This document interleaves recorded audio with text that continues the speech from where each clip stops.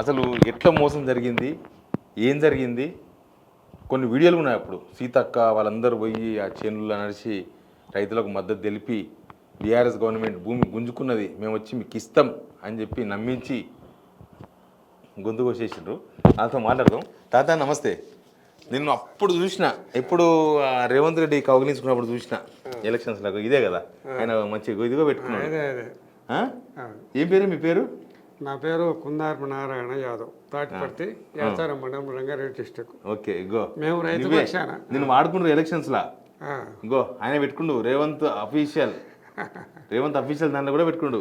పెద్ద ఆయన నీ కళ్ళల్లో ఆవేదన, గుండెల అభిమానం, పోరాటంలో నా బాధ్యత పెంచినాయి.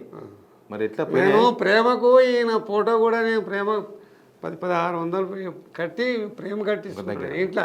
ఈయన పైన కూడా కవిత రాసిన, రేవంత్ రెడ్డి పరిపాలన వర్ధిల్లాలి, రాష్ట్ర ప్రజలు మెచ్చి ప్రతి ఒక్కరు కొనియాడు. పెద్ద కవిత్వం ఇంత పెద్దగా రాసుకున్నాను నేను పాడదామంటే ఆయన నాకు అనుగుణంగా నాకు మోక అయ్యలే, నాకు దొరకలేదు. ఎప్పుడు రాసిన పాట అది? అది ఈయన పవర్లోకి రాకముందు రాసిన. పవర్లోకి రాకముందు అంటే ఈ కవిగిలింకిన తర్వాతనే రాసిన నేను. ఎప్పుడైతే కవిగిలింత అయ్యిందో, మీ రైతులకు నేను అండగా ఉంటా, ఈ బీఆర్ఎస్లు చేసే పనులన్నీ కూడా ప్రజాద్రోహమైన పనులు, మీ భూములు మేము మా గవర్నమెంట్ ఇక్కడ పవర్లోకి వస్తే మీ భూములు యథాతథంగా అట్లే ఉంటే తీసుకున్న భూములు కూడా లేనోళ్ళకు పంచిపిస్తామని చెప్పి ఇప్పుడు మల్రెడ్డి రంగన్న తీర్మాల మల్లాలని తీసుకొచ్చి గ్రామాల పూర్త ప్రచారం చేయించుకున్నాడు. అంటే ఈ రేవంత్ రెడ్డి మా తాను రాలేదు కానీ ఏది ఎలక్షన్ మూమెంట్లో. అప్పుడు ఆ తర్వాత ఫస్ట్ నేమో ఇది కల్వకుర్తి నుంచి ఇక్కడ రైతు దండోరా అనే ఒక కార్యక్రమం పెట్టుకున్నాడు ఆయన. రైతు దండోరా కార్యక్రమం అని పాదయాత్ర పెట్టుకున్నాడు. ఇది కల్వకుర్తి నుంచి ఇక్కడ హైదరాబాద్ పాదయాత్ర పెట్టుకున్నాడు. నాకు సరిగా జ్ఞాపకం లేదు. అయితే ఆ కాలంలో 20 అనుకుంటా నేను, 20 కావచ్చు సార్, నాకు సరిగా జ్ఞాపకం లేదు. మేము 4 ఊళ్ళో రైతులం పోయినాం. అక్కడ మేము ఎదురు చూస్తున్నాం. అక్కడ వస్తుండే అక్కడికి వెళ్ళి వస్తుండు. మేము ఇట్లా మా అమ్మ కూడా ఈ పక్కనే ఉంది, మా వీళ్ళంతా ఉన్నాం మేము. ఈ ఫార్మాసిటీ వలన ప్రభావితమైన ఒక ఫోటోస్ కూడా మేము ప్రకాట్లు పట్టుకున్నాం. ఇట్లా లైన్గా పడ్డాం. వస్తూ ఉన్నారు జనాలు, అట్లా వస్తున్నారు. వస్తే అబ్బో ఈ జనాలలో మమ్మల్ని మాట్లాడేస్తారని నేను అనుకున్నా. ఇదే మా ఎమ్మెల్యే గారు, ఇబ్రాహీంపట్నం నియోజకవర్గం ఎమ్మెల్యే గారు, ఆయన తమ్ముడు రామరెడ్డి, ఈయన మల్రెడ్డి రంగారెడ్డి నన్ను ముందు చూసాడు పబ్లిక్ మాట్లాడుకోమని.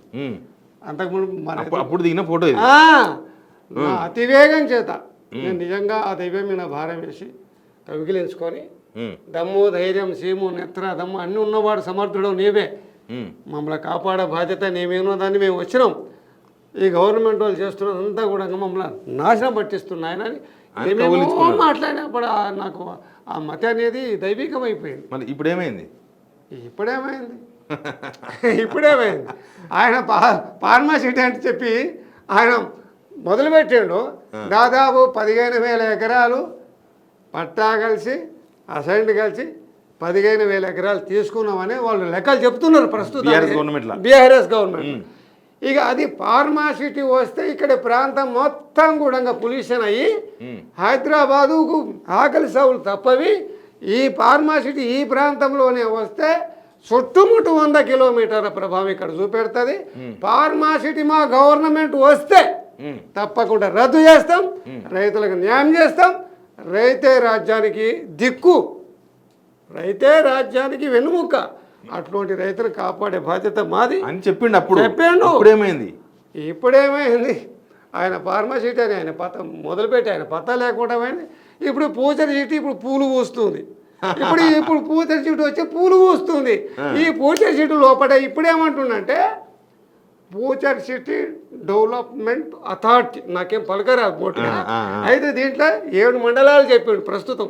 ఇప్పుడు ఏది మంచాల మండలం, ఇబ్రాహీంపట్నం మండలం 2, మహేశ్వరం మండలం 3, కందుకూరు మండలం 4, కర్తారెడ్డి 5, ఇది హామనగల్లు 6, యాసారం 7 మండలం. 1,50,000 ఎకరాలు మా పూర్జర్ సిటీ అథారిటీ డెవలప్మెంట్ మీకు ఫార్మసీ రద్దు చేసి భూములు మీకు ఇస్తామని చెప్పి అప్పుడు తీర్మాన్ మల్లన్నను ఎంబడి పెట్టుకొని మా ఎమ్మెల్యే గారు ఎవరు మల్రెడ్డి రంగారెడ్డి అప్పుడు ఎమ్మెల్యే కాదు, ఎలక్షన్ ముందల అప్పుడు ఎలక్షన్ ముందల అప్పుడు తీర్మాన్ మల్లన్నను తీసుకొచ్చి ప్రచారం చేపించుకొని మా గ్రామాల పూర్తి తిరిగిండు, 4 గ్రామాలు తిరిగాడు, తండలు గిండలు తిరిగిండు. ఏమి లేదు, మీ భూములు ఎక్కడ మా గవర్నమెంట్ రేపు వస్తే పవర్లోకి వస్తే మేము మెయిన్ పెట్టులనే ఈ ఫార్మాసిటీ రద్దు విషయంలో మేము మెయిన్ పెట్టిన ఫస్ట్ నెంబర్ అదే ఉంటుంది. తర్వాత ఈ తీసుకున్న భూములు కూడా లేని వాళ్ళకి పంచిపెచ్చే బాధ్యత మా గవర్నమెంట్ తీసుకుంటుంది. మీరు తప్పకుండా మాకు ఓట్లేసి మా గవర్నమెంట్ ఇప్పుడేమంటున్నాం మార్కెట్లో కూడా రానియాడు, ఆయన గేట్ గార్డ్ కూడా రాని మంచిగా పలకరించిండు. అది అయిపోయి ఇప్పుడు ఏం చేస్తారంటే ఈ ఏటాడి షికారుగాళ్ళు ఏం చేస్తారంటే మొట్టమొదలు బురకల కొరికి ఇత్తులు చల్లుతారు. ఇత్తులు చల్లినాక అవి మేస్తుంటాయి మేత. అరే వేసమే లేకుండా మాకు ఈ అడవిలో ఇతనాలు దొరికినాయి, బుద్ధిగా మేస్తూ ఉంటాయి. మేసినాక తర్వాత ఏం చేస్తాడు, వాడు మండలు పెడతాడు. మండలు పెట్టినాక మండలు కూడా బెదిరి మండలు పెట్టారంటే ఆయన ఏమీ లేదు, తినరంటే మొత్తం కూడా బిక్కేస్తాయి. మండలు తీసేసిన తర్వాత ఒల పెడతాం. ఓల పెట్టినా నిన్నమన్నడితే ఇంకా లేం బద్దలు ఉన్నది చెప్పి మొక్కుతాం. ఓల పెట్టాక వీడు చెట్టు పట్టిన కోస్తాం. మా పని కూడా గట్లే చేసారు. మా పక్కన కోదండరెడ్డి గారు ఈయన ఫార్మాసిటీ వ్యతిరేక కమిటీ అని ఆయనే స్థాపించుండు. ఫార్మాసిటీ వ్యతిరేక కమిటీ అని మమ్మల్ని 4 ఊళ్ళను సభ్యులను చేసి దానికి మళ్ళీ ఒక కమిటీ పెద్ద మనిషిని చేసి ఆయన కోదండరెడ్డి గారు ఇది బిఆర్ఎస్ వాళ్ళు పెద్ద బ్రోకర్ అయ్యిండు. చంద్రశేఖర్ రావు గారు నారాయణ పెద్ద బ్రోకర్ అయ్యిండు. ఆ బ్రోకర్ మాటలు ఇప్పుడు ఈ పెద్ద రిలేషన్ తో కలిపి ఆ కంపెనీలు కంపెనీలు ఉండతాను గబ్బు కొట్టుకుంది. ఇంకా ఈడ గబ్బు కొట్టిపిస్తాడా, మనం ఊరుకుంటావా అని చెప్పి కమిటీ నిర్ధారణ చేసింది ఆయనే. ఇప్పుడు మూకలు చల్లి బురకలాలు పాటైనాక ఒలకి ఉంచేది ఆయనే. మళ్ళీ చిక్కుకున్నారు అంతే. ఇప్పుడు దాదాపు 1,50,000 ఎకరాల భూమిని ఫార్మాసిటీ ఏది పూచర్ సిటీ అథారిటీ డెవలప్ అథారిటీ